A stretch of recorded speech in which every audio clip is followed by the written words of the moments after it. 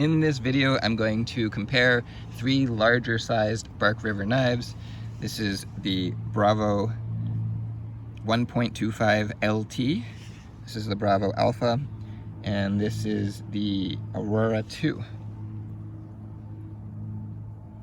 Now, these two have basically 5-inch blades. They're supposed to be slightly more than 5 inches, but if you look at them, they're pretty similar. The bigger difference with these is the thickness of the spine. The LT is 0.156, the Alpha is 0.187, which is right in between where the standard Bravo is, which is 0.224. And I don't have a Bravo anymore. It was just too thick, and I really find that the Bravo Alpha satisfies that really robust knife that you will never break, that has power, yet still has the sliciness of the LT, basically. Now this LT is fully convex, so it's very slicey. But if you can tell, it might be hard to tell, the Bravo Alpha actually is longer from here to here, which helps it get more of a thin slice angle. Then of course we have different tips, and interestingly, this is one of the lightest 1.25s I could find. It's 6.7 ounces, extremely light. And there are a few factors. Probably that it's fully convex, taking off a little bit more of that blade.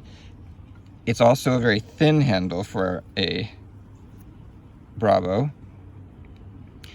Also, you'll notice the handle somehow comes to an end earlier on the back, even though the grip area is the same.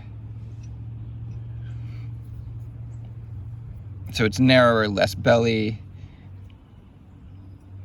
whereas this Bravo Alpha is right at spec, which is 9 ounces. It still feels, well, it feels solid, it's not too heavy.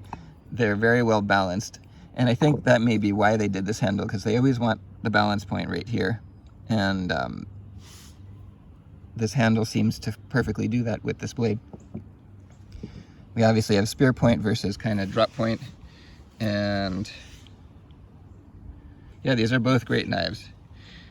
Now the Aurora II also has a 0.156 spine, so they're the same, but the blade length is longer,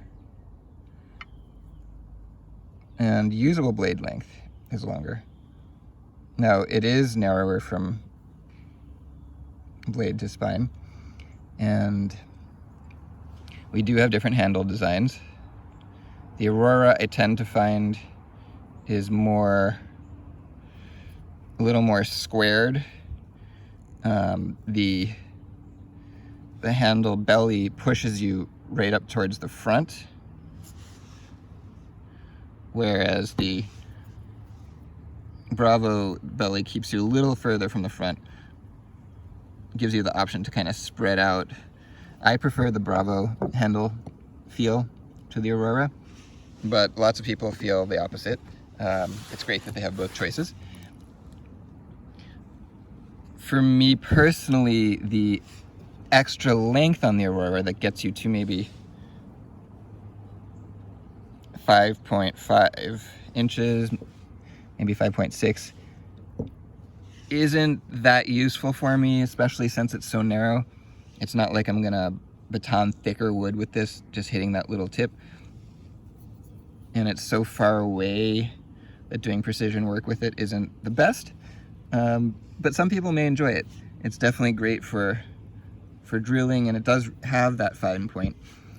But I kind of prefer the 5-inch blade to the Aurora blade.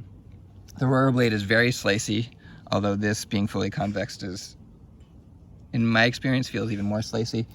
And the weight of this Aurora comes in at about 6.9 ounces, 7 ounces.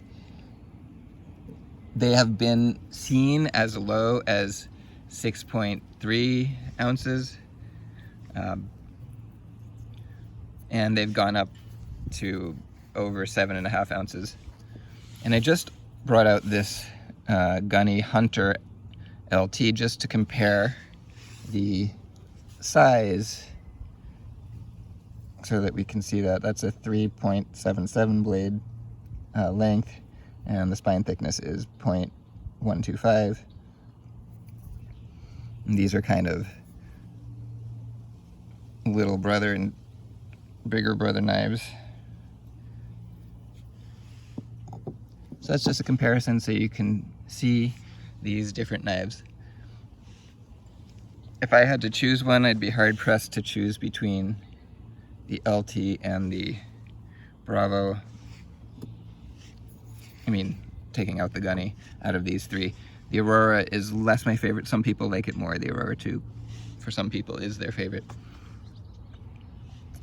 I would say this one feels more like the Beast knife, more like what the original Bravo was going for, but because it's CPM 3V, I think at 0.187 this satisfies that. You don't need thicker. This one feels a little more finessey, lighter, slicier. So it really depends what you're going for. Hope that's helpful.